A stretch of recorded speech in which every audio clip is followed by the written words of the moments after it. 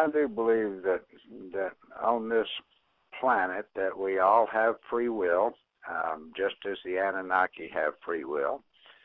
And, you know, kind of the way I envision God in my own mind today is perhaps because of my scientific background. But, you know, our scientists talk about the fact that this universe had a beginning.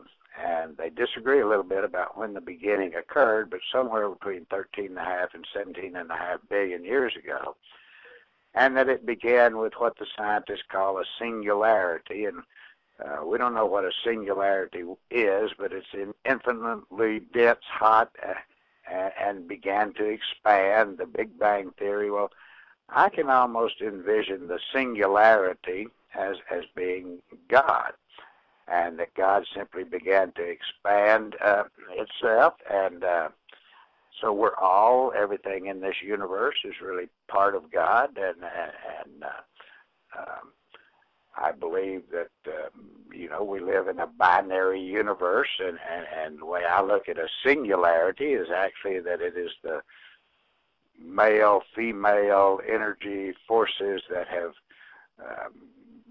united and formed one, and then created this universe. And so does that energy directly intervene in our lives? In my mind, no.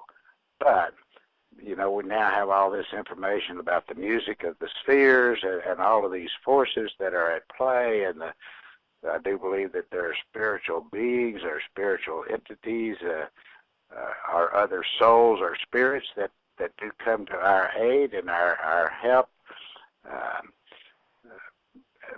But, you know, to think of it in terms that God, that singularity, personally intervenes in our life, no, I don't see God as a person like the Bible teaches, but I do think there are great forces that intervene in our life. Okay. And that, you know, that's largely, you know much more about this than I, but that's largely what astrology is all about. Mm-hmm. Yeah, I would agree with that. We're at the top of the hour. Do you have time to take a call or two? Is that possible? Sure, I'd love to. Okay, let me put this out there. It's the number is 347-308-8995. 347-308-8995. We've got maybe about 10 minutes or so with Dr. Pruett, or if you're on a Skype line, you can Skype in. And if you feel like asking a question about the material, Dr. Pruett has agreed to answer a couple of calls. So we'll keep Dr. Pruett on for a few more minutes and see if anybody wants to ask him a question. So your good friend, Dr. Ron Paul, doing a marvelous job, I think, running for president in this country. And I don't know if you caught the beginning of the show, but I got into a debate with some people last night about his electability, and I asked, it's like, well, you know, what is this thing about electability? Well, he's short, he's old, he doesn't look like a president, and I found this to be a really fascinating topic, and I came to the conclusion that what they were really saying was this is epigenetic, and maybe this crosses over into the Enki realm. But what I thought that they were saying was that Mitt Romney or Barack Obama or somebody who appears to be younger and more virile and thus would have more investment in protecting their progeny is electable. And I thought that was a fascinating, at least, kind of conclusion that people might come to, albeit unconsciously on some level. Why do you think that there's so much resistance to Dr. Paul as a legitimate candidate in the mainstream press? Well, I think there are quite a few reasons, actually. I think one is that, ever since Ron ran for Congress way back in the 70s, he's been treated extremely unfairly by the media. He never gets a fair shake in the debates. He never gets fair shake in regards to what the truth is about the results of the polls that are taken and all of that sort of thing. And so I think that the information about Dr. Paul that is given to the public is extremely inaccurate information overall. Yeah. I'm absolutely amazed at how many people I see in my office who want to talk politics and about Dr. Paul to me, and practically everybody in my area comes in and says, well, you know, I like what he's saying. I think he's honest. I think would be the best candidate for the United States. But I'm not going to vote for him. If he's the best candidate, why in the world wouldn't you vote for him? He said, well, I don't think he can be elected. That's it. That's the same thing I ran across. And so, I you know, in my mind, well, why is it so important that you vote for the winner? I hadn't voted for a winner in years. You know, how in the world can we get ourselves into that mindset that it's more important to vote for the winner than it is to vote for the best candidate? That's absolutely insanity in my mind. Okay. For me, that's a really interesting question, right? So clearly, there are two sets of individuals, right, or two groups at least. There's one group that is not invested in appearance or protocol on some level, and there's another group that's very invested in. What's the differentiation there? Why, theoretically, is one group more open to entertaining the possibility of somebody being good or acceptable or admirable or the right person, and the other group will just shut it down? To me, there's something kind of fundamental in the DNA there that it's almost like a split in the species, Dr. Pruett. It is, and you know, I agree with you. I think it is part of the control and manipulation, the alteration of our DNA that they've been able to do that keeps us at odds with each other. You know, even our government is set up so that we can never be united and in agreement about anything. We've got this two-party system that, right, even though they may end up doing similar things, there's always animosity created with our system. And I think the same in our world. You know, they've dumbed us down, they've manipulated us, they've taken away our spirituality, they've turned us into slaves, created tremendous physical hardships for us, and at the same time, in a great way, caused us to like it and enjoy it and agree with it. It is the most insane thing when you really look at it. You know, as long as we have our entertainment and our TVs and our various forms of diversions and so forth, then we don't even question what they're doing to us or what the government is doing to us or what the churches are doing to us. We just enjoy being punished.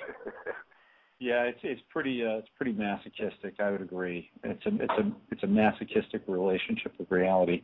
Well, it looks like my listeners are a little on the shy side today. I know they're there. I've got a pretty big chat room, but it looks like they're on the shy side. So I don't think we're going to get any calls right now. So I want to thank you, Dr. Pruett, for coming on the show and sharing your views and sharing your book. And the book is The Grandest Deception. And I knew that you'd have a lot of really good information to share with us. And I'm glad that you were able to take some time out and spend some time with me and my listeners. Well, Robert, I appreciate you having me very much. I enjoyed it and look forward to continuing to stay in contact with you. You have some things that you've intrigued me about as well that I would like to learn more about. So hopefully we can do a little emailing back and forth and stay in touch. I appreciate the things that you're doing and the efforts that you're making to try to help wake people up. Well, I appreciate that. And is there a website people can go to get that book directly from you, Dr. Pruett? Yes, my website is just www.thegrandestdeception.com. Okay. All right. Once again, thank you very much. Keep up the good work, and you take care. Thank you. Appreciate it. Bye-bye. Okay, bye-bye. Okay, that was Dr. Jack Pruett. And it's pretty intriguing stuff, huh? Pretty intriguing. He came to this late in life. He's a late author. So, let that be a source of inspiration for anybody listening to the show, that if you're doing a certain thing in your life right now, that it is never too late to add other pieces to your personal portfolio. Okay, it's 11:09 here in California. 11:09. You know what that means? That means in 2 minutes it will be 11:11. At least here. It's probably already been 11:11 wherever you are on 11:11, unless of course you're, west of Arizona, here with me. But it will be 11:11 in 2 minutes. And what I'm going to do is I'm going to play a piece of music at 11:11. Just music, and there's no, is there an intent behind it? Sure there is. There is an intent behind it. But it's just a simple piece of music. And we're all going to experience that in 1 minute. Some interesting birthdays today. Today's Kurt Vonnegut's birthday. And Kurt Vonnegut's one of my favorite authors. And Kurt Vonnegut was very dialed in. Super dialed in. I think to the most important books in the 20th century are Cat's Cradle and Slaughterhouse 9. And Slaughterhouse 9 it's fascinating stuff. It's time travel. It's history. It's a masterwork. And the movie by George Roy Hill is actually quite good as well. I highly recommend both the movie and the book. Well, as the 11:11 time portal moves across the planet, you just experienced 11:11 at 11:11 here in California with me, and that was Barmarna, and that piece of music was Kiri, and the composer was Hildegard von Bingen. So we go way back in time. And Kiri, obviously, is started with the letter K, begins with the letter K, and K is the 11th letter in the alphabet. And that piece of music was 2 minutes and 45 seconds long, and it actually comes out to the number 11. So we have just feasted on a amalgamation of 11. So happy 11/11/11. Kurt Vonnegut, his birthday today.